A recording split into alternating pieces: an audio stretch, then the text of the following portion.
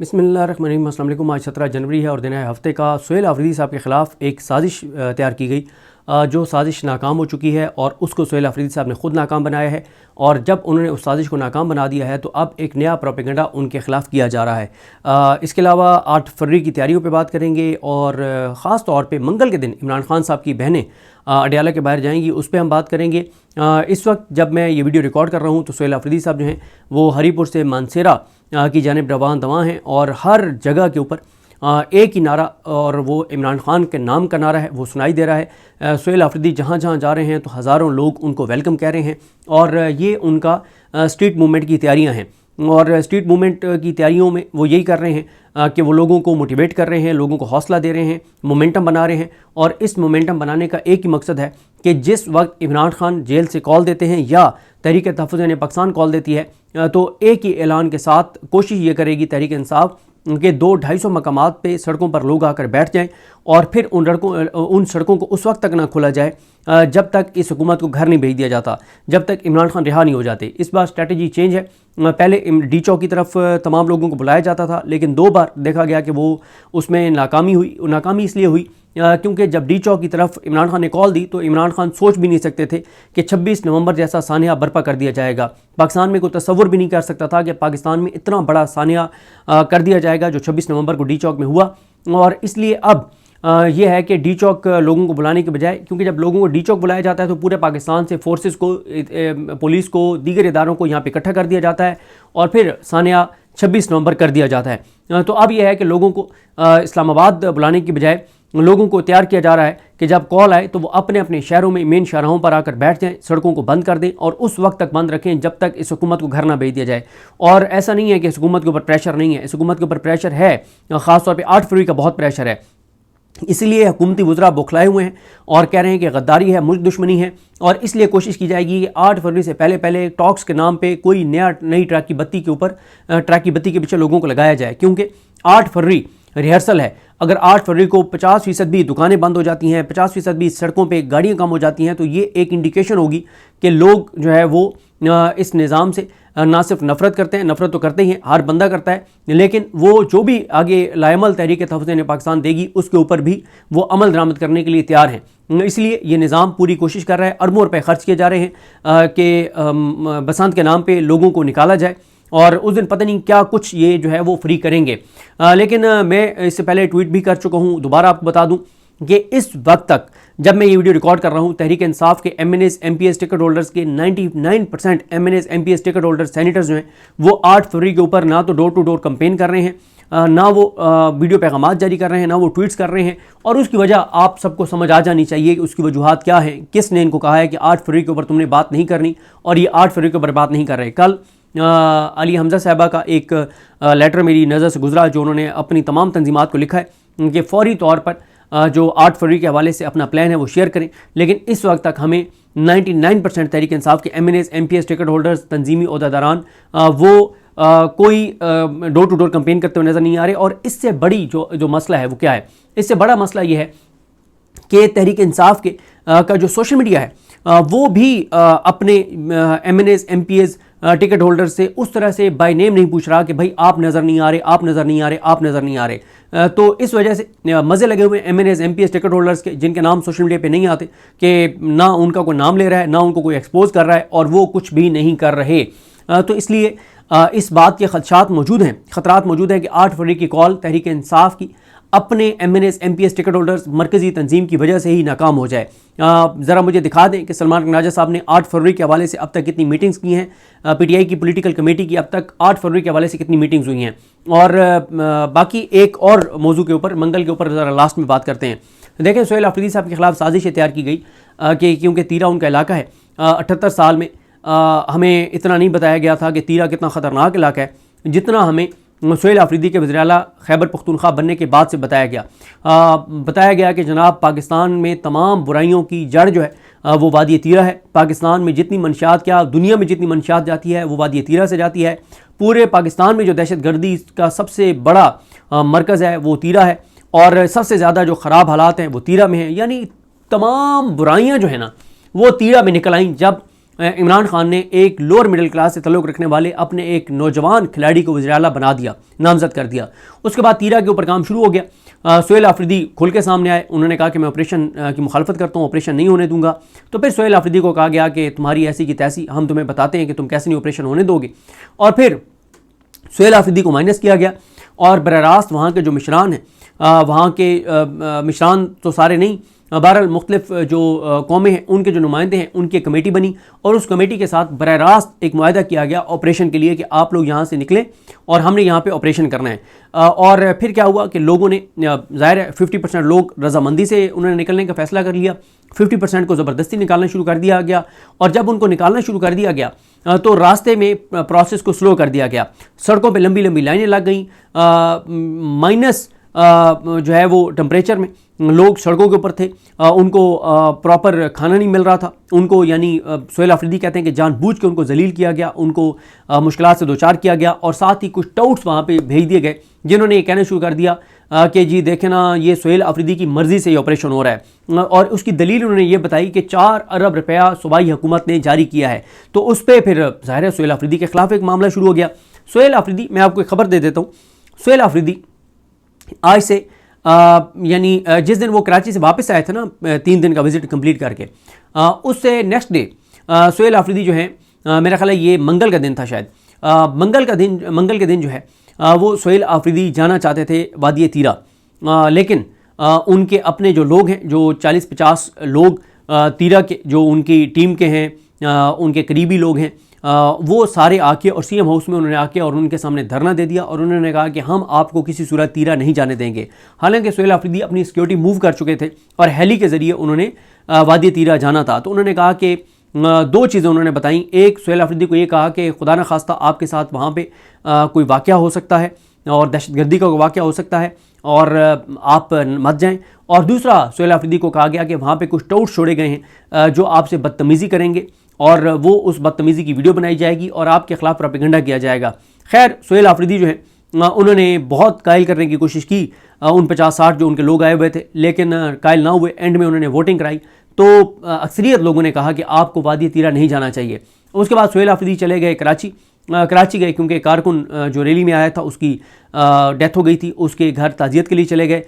जब वो कराची पहुंचे तो उस प्रोपेगेंडे में शिद्दत आ गई और कहा गया कि वो सोहेल आफरीदी जो कराची तो कारकुन के लिए चला गया है, लेकिन अपनी कौम, अपने कबीले, अपने लोगों के लिए, अपने हल्के के लोगों के लिए, अपने इलाके के लोगों के लिए वादी तीरा में नहीं आ सके। सोहेल आफरीदी वापस पहुँचते हैं और वापस पहुँचते ही अगले दिन यानी कल क्या दिन था, कल जुमे का दिन था।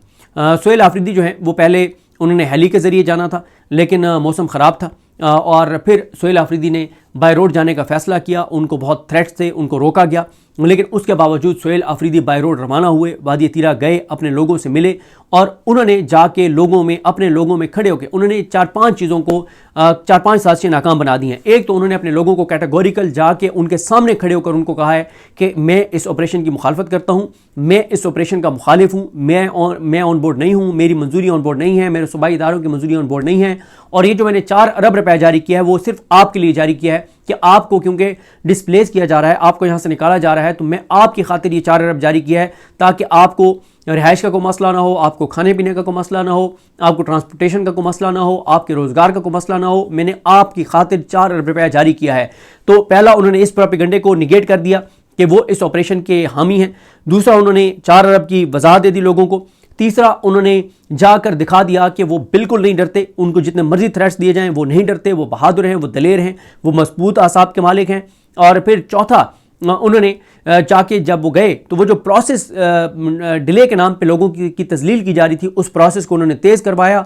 उन्होंने गाड़ियाँ खुद निकलवाईं, वो सड़क पे उतरे, लोगों से मिले, बच्चों से बात की, बुज़ुर्गों से बात की, ख़वातीन से बात की, नौजवानों से बात की। उन्होंने उनको और फिर उन्होंने अपना दर्द बयान किया कि ज़ाहिर है मैं आप में से हूँ, मुझे अंदाज़ा है, लेकिन ज़ाहिर है अब क्योंकि उनकी अपनी जो लोग नकल मकानी कर रहे हैं, उनकी अपनी एक कमेटी ने 8 कौमों के 24 लोगों ने जो कमेटी बनी थी, 3-3 हर कौम से थे, उन्होंने खुद बिल रज़ा उन्होंने ये मुआहदा किया है। तो उन्होंने कहा कि मैं, अब देखें, उन्होंने लोगों को कैटेगोरिकल कहा कि मैं बंदूक नहीं उठा सकता, लेकिन मैं ये कर सकता हूँ कि जितना मैं रजिस्ट कर सकता हूँ मैं रजिस्ट कर रहा हूँ ऑपरेशन के खिलाफ। और उन्होंने कहा कि मैं बाकी ये जो मेरी अंदर जो मैं कर सकता हूँ यही कर सकता हूँ कि आप लोगों के लिए फ़ंड जारी करूँ, आपको फैसिलिटेट करूँ। उन्होंने वहाँ पे हदायत दी, उन्होंने सब कुछ किया। अब ये सारे के सारे प्रोपेगेंडे जो हैं वो बर्बाद हो गए कि ये अपने लोगों में जा नहीं सकते, ये अपने लोगों में जा नहीं रहे, इनको अपने लोगों का ख्याल नहीं है। 4 अरब इन्होंने ऑपरेशन के लिए जारी किया है, इन्होंने मतलब लोगों को इनकी वजह से मुश्किलात हैं और लोग इनको गालियां दे रहे हैं, लोग इनके खिलाफ हैं। ये सारे के सारे प्रोपेगेंडे तबाह हो गए, बर्बाद हो गए। सरेआम सोहेल आफरीदी ने सारे प्रोपेगेंडे को जाके और अपने हाथों से आग लगा दी। जब वो वहाँ पे गए, लोगों की उनके लिए मोहब्बतें, लोगों के लिए उनके लिए प्यार, लोगों के इमरान खान के लिए मोहब्बत, इमरान खान के लिए उन लोगों का जो एक जज्बात थे, उस सब के बाद ये प्रोपेगेंडा तो सारा फारिग हो गया, बर्बाद हो गया। बल्कि मैं क्योंकि मैंने जब भी केपी के ऊपर बात करनी हो तो मैं केपी के जो 4-5 जर्नलिस्ट हैं जो सीनियर हैं उनसे बात करता हूं। तो मेरी उनसे बात हुई थी जिस दिन सोहेल आफरीदी कराची जा रहे थे, तो उन्होंने कहा, उनमें से एक यानी मेरी कुछ 4 साथियों से बात हुई तो 3 ने तो कहा कि सोहेल आफरीदी के हवाले से क्लैरिटी है लोगों को कि सोहेल आफरीदी इस ऑपरेशन के हामी नहीं है, वो इस ऑपरेशन का हिस्सा नहीं है, लोगों को क्लैरिटी है। लेकिन एक जर्नलिस्ट जो मेरे दोस्त हैं उन्होंने मुझे कहा, नाम भी बता देता हूँ, रसूल दावर साहब, जियो से उनका तल्लुक है। रसूल दावर साहब ने कहा कि सोहेल आफरीदी अगर वहाँ पे नहीं जाएंगे तो इसका सोहेल आफरीदी को बहुत नुकसान होगा, सोहेल आफरीदी को वहाँ पे जाना चाहिए, अपने लोगों से मिलना चाहिए। अगर वो मिलेंगे, जाएंगे तो ये प्रोपेगेंडा बढ़ जाएगा, वरना सोहेल आफरीदी को इसका नुकसान अपने इलाके में होगा। उनका ख्याल था। तो फिर मैंने आज उनको कॉल की इस वीडियो से पहले, उन्होंने कहा वो सारा प्रोपेगेंडा ख़त्म हो गया है, वो सारा प्रोपेगेंडा दफन हो गया और सोहेल आफरीदी ने जो दलेरी दिखाई है तो इससे सारे का सारा उनके खिलाफ जो साजिश थी वो नाकाम हो गई है। और ज़ाहिर है मैं ये समझता हूँ कि सोहेल आफरीदी साहब ने कल जाके अपने लोगों के पास उन्होंने बाजी पलट दिया है, फिर प्रोसेस को तेज़ करवाया है उन्होंने। अच्छा, फिर अब जब ये सारा कुछ नाकाम हो गया, अब एक नया प्रोपेगेंडा कि जी उनके काफिले में 17 गाड़ियाँ थीं। पहली बात यह है, वो मोहम्मद फ़हीम जो जर्नलिस्ट उन्होंने सही लिखा और मैं भी ये समझता हूँ कि जितना ज़्यादा वहाँ पे बताया जा रहा है कि पाकिस्तान का सबसे ख़तरनाक इलाका वादी तीरा और इतने दहशतगर्द वहाँ पे आ चुके हैं, तो हालांकि बॉर्डर तो बड़े अरसे से बंद है, ये जो बाढ़ लगी हुई है उसके अलावा पाक अफगान बॉर्डर तो बंद है बहुत अरसे से। लेकिन चलें, उसके बावजूद जो एक पिक्चर बताई गई है कि वहाँ पे इतने ज़्यादा दहशतगर्द आ गए हैं, तो सोहेल आफरीदी साहब को बिल्कुल अपने सिक्योरिटी मेजर्स लेने चाहिए थे और बिल्कुल ठीक किया है। मैं समझता हूँ इससे 5 गुना ज़्यादा गाड़ियाँ होनी चाहिए थी, इससे 5 गुना ज़्यादा सिक्योरिटी होनी चाहिए थी, जितना ज़्यादा उनको थ्रेट्स उनके साथ शेयर किए गए, जो उनको डराने की कोशिश की गई, जो उनको ग्राउंड रियलिटीज़ बताई गई, जो परसेप्शन बताई गई, तो उन्होंने बिल्कुल, ये तो कुछ भी नहीं है 17 गाड़ियाँ। और दूसरी बात यह है कि उसमें आईजी पुलिस का स्क्वाड भी था, उसमें चीफ सेक्रेटरी साहब भी साथ थे, उनके अपने ज़ाहिर एक सिक्योरिटी है, अपना मिनिस्टर्स भी थे, एमपीएस भी थे। तो ऐसा नहीं है कि वो सिर्फ सोहेल आफरीदी की थी। और अगर सोहेल आफरीदी की भी हों तो जितना वहाँ पे ख़तरा बताया जा रहा है तो उन्होंने बिल्कुल ठीक किया, सिक्योरिटी मेजर्स लेने चाहिए। और फिर दूसरी बात यह है कि सरफराज बुगटी बलोचिस्तान के किसी एक इलाके में तो बाय रोड जाके दिखा दें, इससे 5 गुना ज़्यादा गाड़ियाँ ले जाएं। जो शोरिश ज़्यादा कोई इलाका है वहाँ पे बलोचिस्तान का, मेरी तो क्योंकि इतनी ग्रिप नहीं है बलोचिस्तान पे, तो आप में से अगर बलोचिस्तान से है तो वो बता सकता है कि सबसे ज़्यादा हालात किस एरिया में कशीदा हैं। जिस इलाके में भी कशीदा हैं बलोचिस्तान में हालात, उस एरिया में सरफराज बुगटी इससे 5 गुना ज़्यादा गाड़ियों के साथ जाके दिखा दे।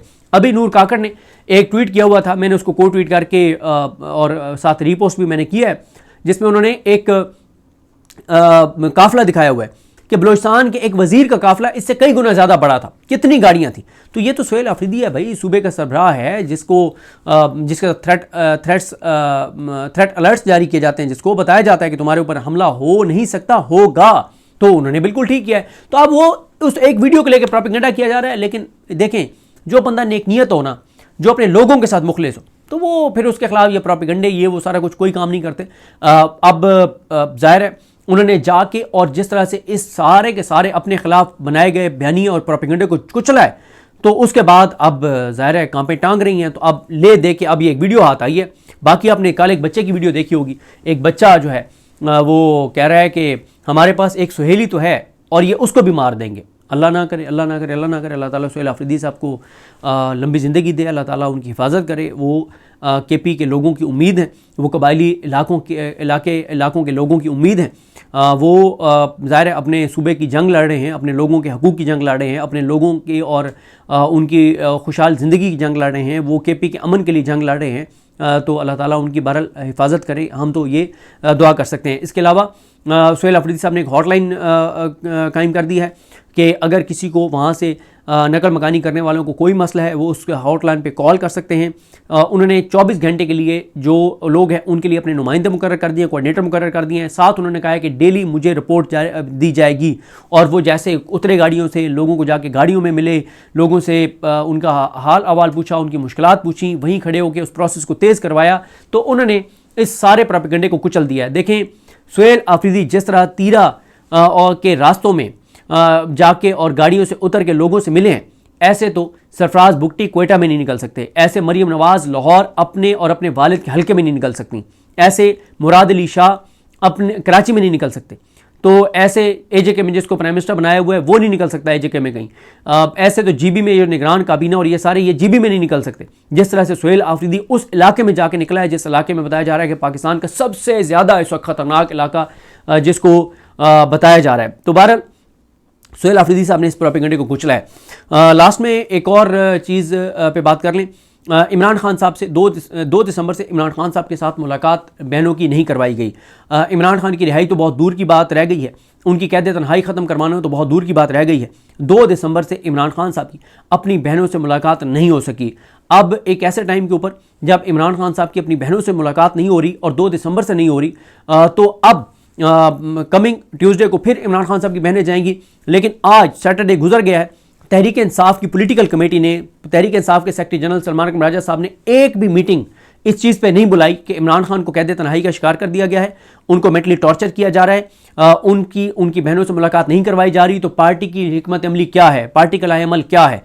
एक मीटिंग सलमान अकरम राजा साहब ने ना तो 8 फरवरी के हवाले से पॉलिटिकल कमेटी की बुलाई है, ना मंगल के हवाले से बुलाई है कि मंगल के हवाले से हमने क्या करना है। तो मुझे तो समझ नहीं आ रही कि फिर इस पॉलिटिकल कमेटी का काम क्या है। अगर पॉलिटिकल कमेटी का कोई इजलास इस पर हो रहा है तो उसकी खबर शेयर करें, बताएं क्या हिकमत अमली डिस्कस की है। भाई अगर इमरान खान की बहनों के अडयाला के बाहर जाने से मुलाकात नहीं हो रही तो फिर कोई ऑल्टरनेट भी होगा ना, कोई आप अपनी खुद एहतसाबी भी तो करेंगे ना। आप देखेंगे कि क्यों नहीं मुलाकात करवाई जा रही। मुलाकात ना करवाने की सिंपल वजह है, जब मुलाकात का टाइम शुरू होता है तो उस वक्त होते हैं 700-800 लोग, वक्त गुजरता जाता है, एंड में रात 10 बजे के बाद रह जाते हैं 100 लोग, और जब वाटर कैनन इस्तेमाल होता है तो उस वक्त होते हैं 50 लोग। अब जब 50 लोग होंगे तो उनको क्या मसला है? ये तो रूटीन बन गई है।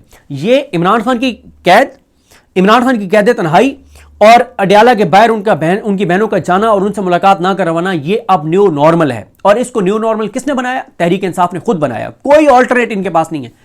ऑल्टरनेट है, हो सकता है लाएअमल चेंज हो सकता है, हिकमत अमली चेंज हो सकती है, लेकिन कौन करेगा? भाई पॉलिटिकल कमेटी करेगी ना। इमरान खान के बाद सारे इख्तियारात किसके पास हैं? सेक्रेटरी जनरल के पास हैं, और उसका फोरम कौन सा है? Political committee. पॉलिटिकल कमेटी 2 दिसंबर को इमरान खान ने सलमान अकरम राजा साहब को कहा पॉलिटिकल कमेटी बनाए, 12 दिसंबर को उन्होंने पॉलिटिकल कमेटी बनाई। आपसे मेरा सवाल यह है, क्योंकि मैंने जब ट्वीट किया तो सिर्फ एक जो कोर ट्वीट से रिप्लाइज में 4-5 और कोर ट्वीट पे एक किसी ने लिखा हुआ था कि क्योंकि सलमान अकरम राजा साहब बहुत अच्छा काम कर रहे हैं तो उनके खिलाफ जी प्रोपेगेंडा शुरू हो गया और सदीक जान उस प्रोपेगेंडे को लीड कर रहा है। जी सर तस्लीम खां, मैं मान लेता हूँ कि मैं प्रोपेगेंडा कर रहा हूँ, मैं उसको लीड कर रहा हूँ। अच्छा, मैं क्या कह रहा हूँ उस प्रोपेगेंडे में? मैं कह रहा हूँ कि इमरान खान कैद तन्हाई का शिकार है, इमरान खान की बहनों से मुलाकात नहीं हो रही। भाई को हिकमत अमली चेंज करो ताकि उसकी बहनों से मुलाकात हो, उसकी कैद तन्हाई खत्म हो, इमरान खान की उसकी रिहाई का कोई लाएअमल बनाओ। उसकी जो 8 फरवरी की कॉल है उसकी के लिए तुमको काम नहीं कर रहे। तो अगर ये प्रोपेगेंडा है तो फिर दाद है ऐसे हमारे दोस्तों को जो ये समझते हैं कि मैं कोई वारदात डाल रहा हूँ या मैं प्रोपेगेंडा कर रहा हूँ सलमान अकरम राजा साहब के खिलाफ। देखें, सलमान अकरम राजा साहब की पर्सनल इंटेग्रिटी के ऊपर उसके ऊपर कोई सवाल नहीं है, लेकिन एक बंदा डूब रहा है पानी में और एक बंदा किनारे पे खड़ा है जो उसको बचा सकता है डूबते हुए को। और अगर वो उसको इसलिए नहीं बचा रहा कि वो जो बाहर किनारे पे बंदा खड़ा हुआ है वो किसी के साथ मिला हुआ है, तो फिर तो चले ये आप इसको कहेंगे कि गद्दार है, वो किसी के साथ मिला हुआ है और अपने बंदे को नहीं बचा रहा जो डूब रहा है। और एक बंदा अगर वो गद्दार भी नहीं है, किसी के साथ मिला हुआ भी नहीं है, लेकिन उसका अकल ही काम नहीं कर रहा, उसका दिमाग ही काम नहीं कर रहा कि वो एक बंदा सामने उसको डूब रहा है, वो उसको कह रहा है कि मुझे बचाओ और वो उसको बचा ले, तो ये तो गद्दारी से ज्यादा बड़ी एक चीज है कि उस बंदे को इतनी सेंस ही नहीं है, उसके अंदर इतनी हिकमत ही नहीं है कि वो उस डूबते हुए को बचा ले। तो भाई सलमान अकरम राजा साहब, मैं तो नहीं कह रहा कि वो कंप्रोमाइज्ड हैं, मैं तो बार बार कहता हूं कि सलमान अकरम राजा साहब का मसला यह है कि उनकी तंजीमी, उनके अंदर कोई या तो सलाहियत नहीं है या वो अपनी अथॉरिटी को एक्सरसाइज करना नहीं चाहते या कर नहीं रहे, जिसकी वजह से इमरान खान को नुकसान हो रहा है, जिस वजह से तहरीक इंसाफ को नुकसान हो रहा है। आप देखें कल एजाज चौधरी साहब, उमर सरफराज चीमा साहब, और दीगर जो हैं डॉक्टर यास्मीन राशिद साहिबा, मियां महमूद रशीद साहब, इनकी फैमिलीज़ कल गई हैं लाहौर हाई कोर्ट। आलिया हमज़ा, आलिया कौन यार, आलिया हमज़ा और आलिया नीलम मिक्स हो जाती हैं। आलिया नीलम, जस्टिस आलिया नीलम जो हैं वो मिली नहीं है उनसे। अच्छा मुझे बताएं कि सितंबर से खात लिखा हुआ है बेगुनाह असीरान ने, सितंबर से आज तक उसके ऊपर chief justice Lahore high court Aliya Neelam ने कोई काम नहीं किया, कोई एक्शन नहीं लिया।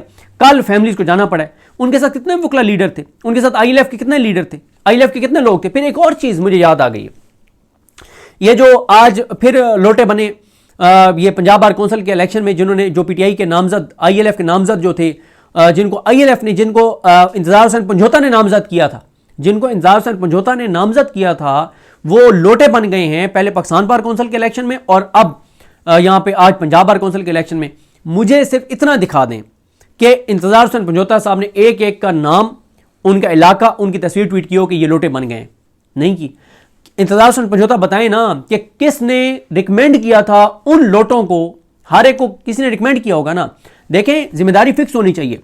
अगर इंतजार हुसैन पंजोता साहब ने खुद उनको सेलेक्ट किया था तो इस रिस्पॉन्सिबिलिटी को एक्सेप्ट करें कि मैंने इनको सेलेक्ट किया था, ये लोटे बन गए। और भाई कम से कम उनके नाम तो जारी करें इंतजार हुसैन पंजोता, उनकी तस्वीरें तो जारी करें, उनके इलाके तो बताएं ना कि ये जी फलां इलाके से ये लोटा नंबर 1 है, ये इसकी तस्वीर है, ये इसका नाम है, इसको हमने नामजद किया था, इसने ये कमिटमेंट दी थी और ये फिर भी लोटा बन गया है। ये लोटा नंबर 2 है, इसको उस इलाके के फलां एमएनए, फलां एमपीए, फलां टिकट होल्डर, फलां तंजीमी उहदेदार ने नामजद किया था और ये लोटा बन गया। लेकिन इंतजार हुसैन पंजोता साहब भी माशाल्लाह, उनकी कारकर्दगी भी कोई किसी से ढकी छुपी नहीं है। भाई अभी भी है कि वो जारी करें ना। मुझे तो अब इंतजार हुसैन पंजोता साहब जो हैं और सलमान अकरम राजा साहब, ये दोनों मुझे अपनी कारकर्दगी के हिसाब से मुझे तो उस्मान बुज़दार नज़र आ रहे हैं। ये दोनों यानी इनके अंदर मतलब ना इनके अंदर कोई अब मैं इससे ज़्यादा कुछ नहीं कहता, फिर दोनों के साथ मेरा एहतराम का ताल्लुक भी है, इससे ज़्यादा मैं कुछ नहीं कहता। लेकिन मैंने आपके सामने मामला रख दिया कि 8 फरवरी के ऊपर पीटीआई की पॉलिटिकल कमेटी की कोई मीटिंग्स नहीं हो रही। वो नहीं देख रहे कि कौन सा MNA MP ticket holder active है, जो नहीं है तो उसको वो पार्टी से निकालें। भाई अगर नहीं वो कर रहा तो उसको निकालें ना पार्टी से। इमरान खान ने आपको इख्तियार दिया हुआ है, आप निकालें, उसको शोकॉज करें, पब्लिक करें उसको कि हमने शोकॉज किया क्योंकि ये डोर टू डोर कैंपेन नहीं कर रहा। मंगल के हवाले से या तो खुल के कहें ना कि इमरान खान साहब की बहनें जो हैं आप उनसे इत्तफाक नहीं करते कि वो जो अडयाले के बाहर जाके बैठती हैं। अगर आप उनसे इत्तफाक नहीं करते तो फिर आपके पास अल्टरनेट लाएमल क्या है? आपके पास तो कोई लाएमल भी नहीं है।